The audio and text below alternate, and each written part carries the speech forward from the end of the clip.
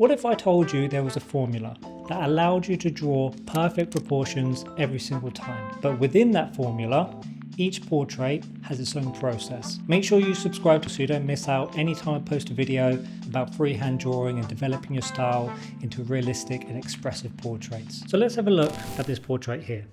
Whenever we start a portrait, instead of just jumping straight into it, let's actually have a look at what the reference is showing us, and let's just try to attain some of that information. He has really defined edges going through his entire face. Lots of leading lines, lots of angles, quite a lot of information, basic, easy information for us to be able to navigate our way through this portrait. We have our light source coming this way, so we've got a nice prominent highlight just here on the edge of the nose. So you get these little bits here just being touched by the light, which means all of this section in here is all in a shadow. So we have to be conscious that this whole section, the midtones, need to be pulled down into that shadow area. We've got areas here, here, in here, obviously his eyes as well, and then this bit in here. These are the darkest areas of the portrait, which really push that depth into his face. And what I like about this reference is we also have a nice balance of the highlights as well. So it's balanced between your deepest blacks and your lightest highlights. So we want to make sure we get all of these specific elements, maybe not all of them, but you want to have that nice balance. You still want them in a few areas just so that portrait still has that depth in it. I want to section the portrait. I want to try and find my widest points, and then also any kind of necessary information that I can use as my first landmarks within the portrait. I actually have a free guide that you can download where I talk about this a bit more for you to start creating more consistent and successful drawings. So link is in the description, feel free to download it. We've got his brow line coming through here, the bottom of his nose, and then the bottom of his chin. And I've just ever so slightly indicated the edge of his cheek just here.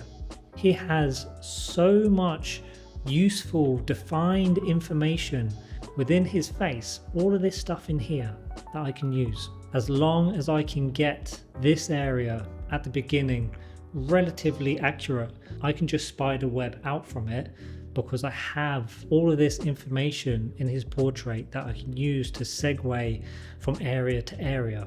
I want one area to be really kind of locked in and secure. Because I'm not building more of a frame, I want my beginning stages, which will be in this eye area, I want one area of that to be relatively accurate. This is what I like to call my anchor point, because then I can base the entire portrait around that.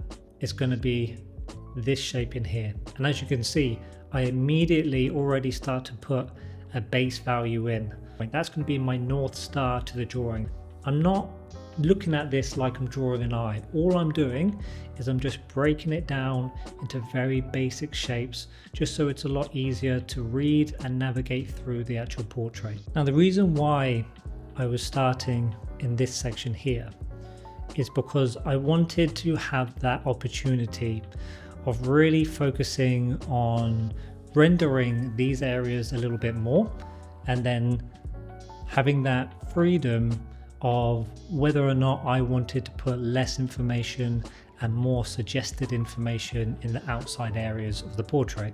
Now, I don't do this with every single drawing, but I was just experimenting with how the portrait would interact with that kind of approach, and it works. It's just a little bit more difficult to do because you don't have any of these connection points and other bits of information of prep work at the beginning to help navigate your way around. So when I have this information in here locked in a bit more, I'm basically just looking at it in sections. So this area here leads me into this area in here. I'm pretty confident with my placement and my proportions in this area because this is what I really focused on at the very beginning. I can use this to find more accurate areas in here. We have this line here, we have this line here, you can pull that down here, which then takes us into this section in here.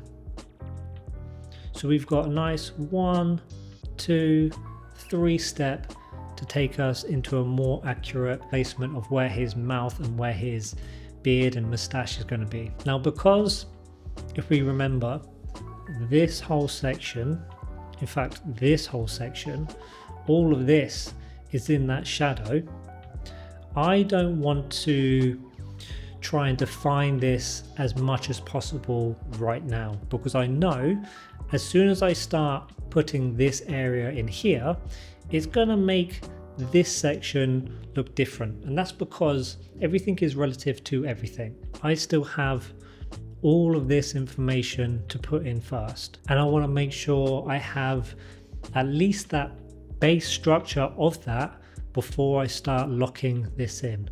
And even when we do start to lock it in, I'm not going straight into my deepest, darkest values. I want to build it up slowly, because throughout the entire process you're going to lose it and you're going to start finding it again, but you just want to kind of ease it and nudge it as you go along. So you want to build up those layers and build up those values as you go.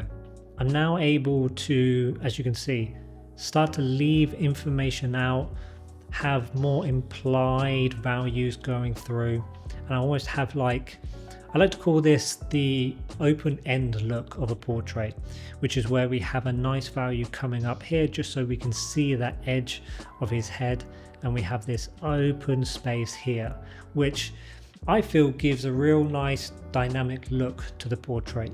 Now this is the stage of the drawing where I'm starting to refocus back to those real prominent areas that I saw at the very beginning, the real defined leading lines throughout his entire face. I want to make sure I add these areas in, because as I mentioned, this is really going to put that depth within his portrait. I changed to my blending stump now because it's a little bit more concentrated, and I can really start putting those darker values in a more defined way. And that means when I start putting those areas in, and we want to pull out some of those highlights with it as well. We want to make sure we have a nice contrast and comparison between our darkest darks and our lightest lights. And that will really start to bring your focus on him. But we don't just want to focus on him, we want to focus on the entire drawing itself, with the background included. It's now looking at it as a balance of him with the background and the composition. So I want to make sure that my outside areas, here, and a little bit in here, is all matching within his portrait as well. We want to have a nice contrast balance leading all the way through. And then we start to navigate our way almost into the weeds of the portrait. It's so easy to try and get lost in that section way too quickly, usually at the very beginning stages, because you want it to look right immediately. But it's so important to leave these little bits to the very end. It's almost like just the icing on the cake, but you have to have that cake there first before you can put that icing on, adding those smaller, not so much highlights, but a lighter tone, those lighter values into his beard and his hair, just to give the portrait a bit more texture. What I like to do once I finish the portrait is I like to ask myself 3 questions, regardless of whether or not it was a successful drawing or it didn't really work out how I wanted it to. I like to ask myself, what do I like about it? What don't I like about it? And what do I want to improve on next time? Even if it's just nitpicking. What I like about the drawing is the overall look. I love the open end look. I love how your eye just follows through the entire portrait, comes through like this. We have this darker background here. It's darker than what we have in the reference, but that's just because I wanted to show this highlight in his head a little bit more and just give it a little bit more contrast in this section. Now, what I don't like about it, maybe not what I don't like, but this top lip section that I did up in there, maybe I could have just softened it a little bit more. It's a little bit harsh for my liking, but I'm kind of nitpicking, but it's still something that I can kind of take with me into my next drawing, just kind of be conscious of. And what I would like to improve on next time, maybe not improve on, but I would definitely like to explore more in this kind of overall look of this open end. I really enjoy it. How much more information could I leave out while still kind of making sense of the portrait? Let me know in the comments below whether or not having a video in this style of format is actually better for you to gain more valuable insights. I appreciate it. I'll see you in the next one.